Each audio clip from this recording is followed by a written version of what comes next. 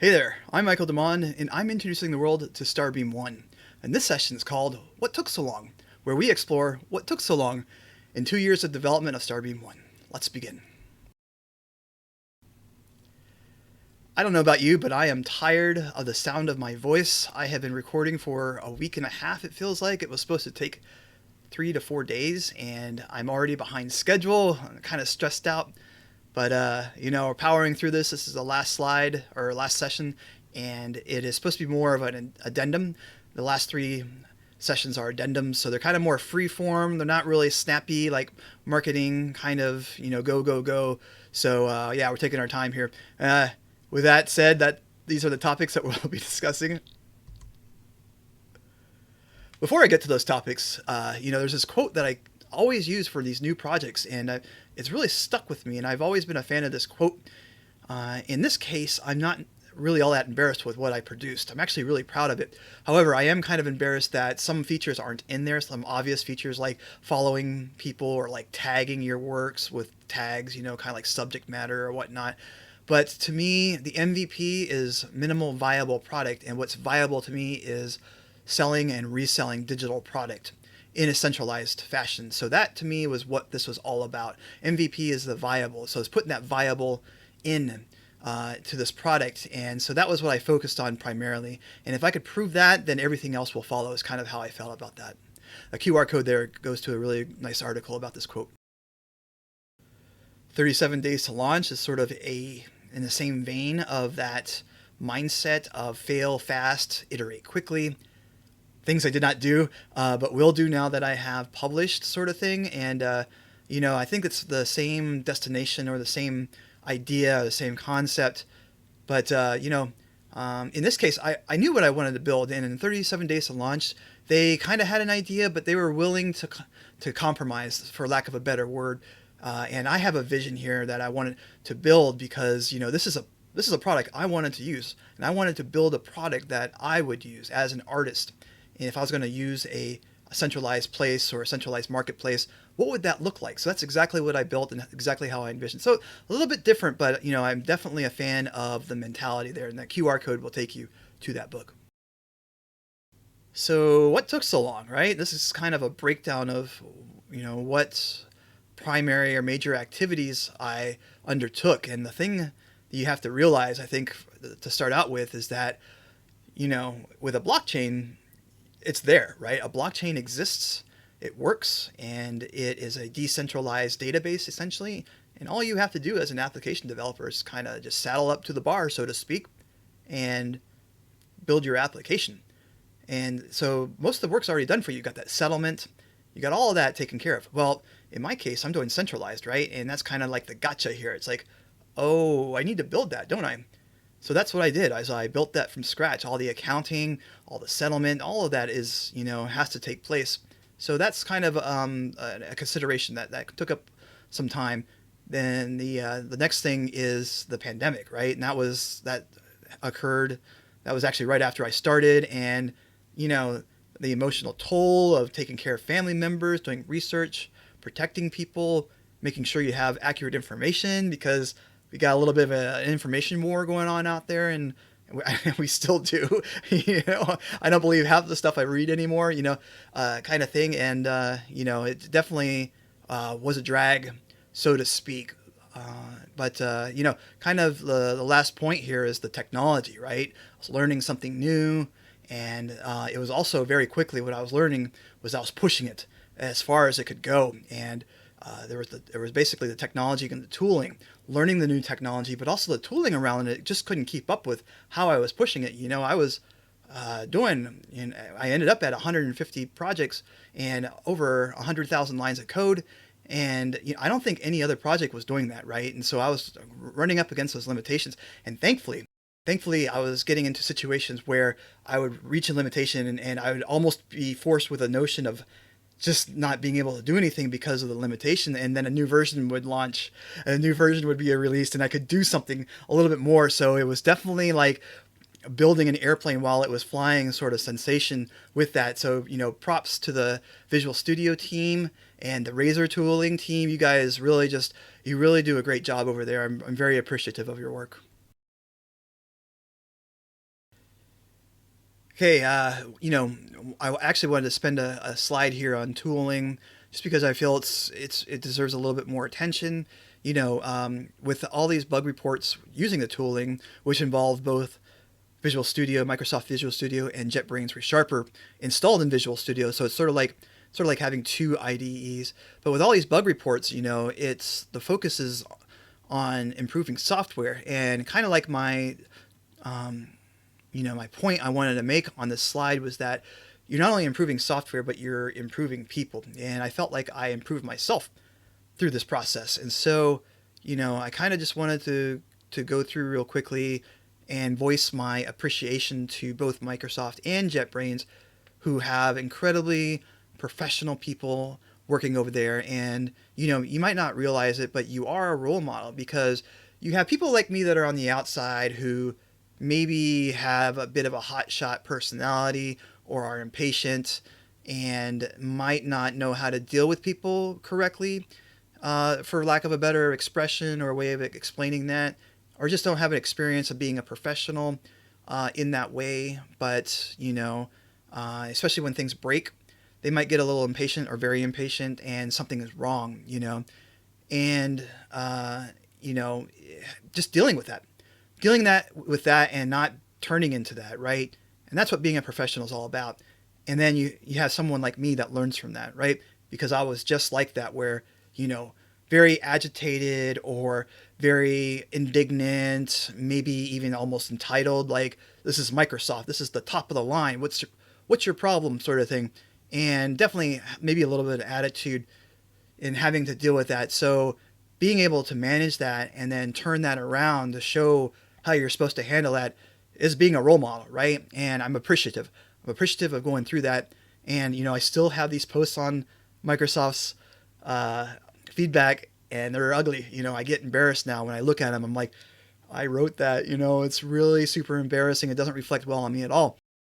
But I keep them up there, right? I'm almost tempted to delete them, but I keep them up there because I believe in self-improvement, right? I believe in setting an example, even if that means showing like an undesired characteristic, right? And I think as an artist, that's also another thing that you look at too, both sides of the token, all sides of the token, right? And that's sort of what you do as an artist. So I definitely carry that with me, with my own personality, to ensure that I improve myself as I go on. But, going back to, just being a professional, I don't think a lot of people understand what that is. And I can definitely say I've heard of it. I've seen some Tarantino movies where that's a topic, and Reservoir Dogs.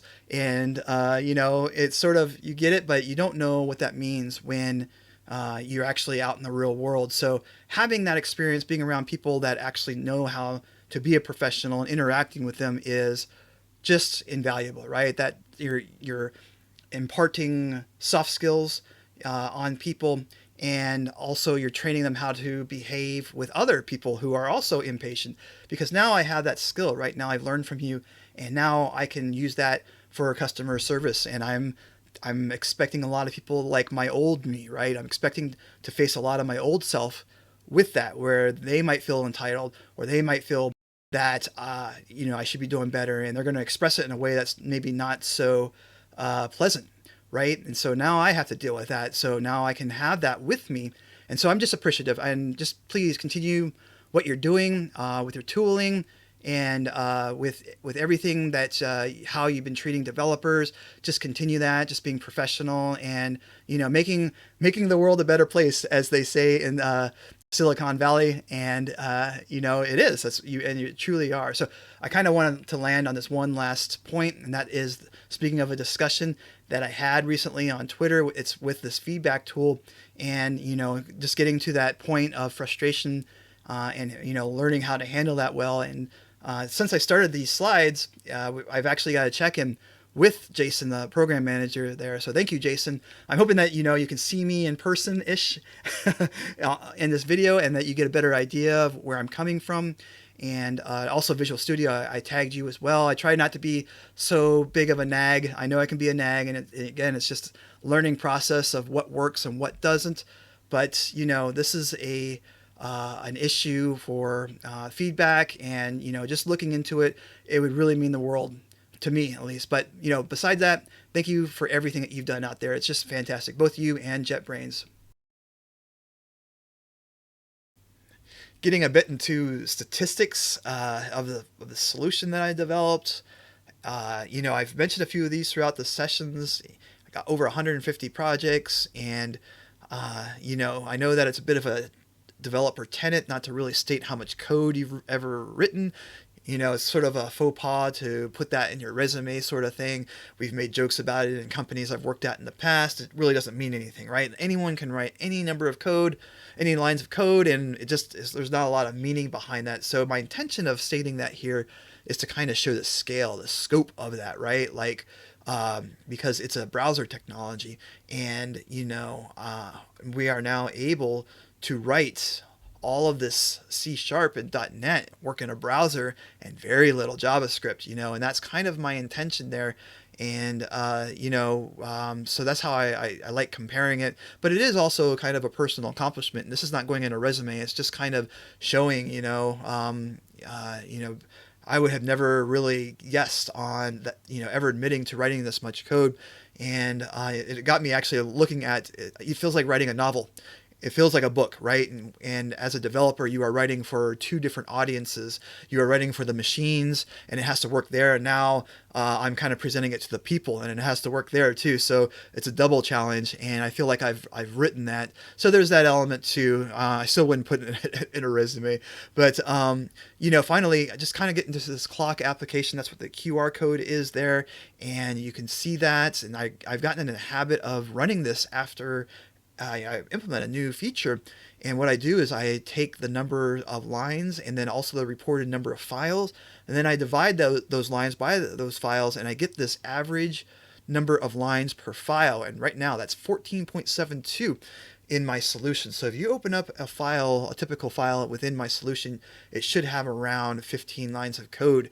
And to me, that seems a lot preferred, a lot more preferred to do that than opening a file that has 150 lines or 250 lines or 1,000 lines, like you see in a lot of projects out there. So that's something to be aware of in the style that I've built, and I'll probably get into that at some point. But just sort of, also be aware that in addition to the lines, it's very small.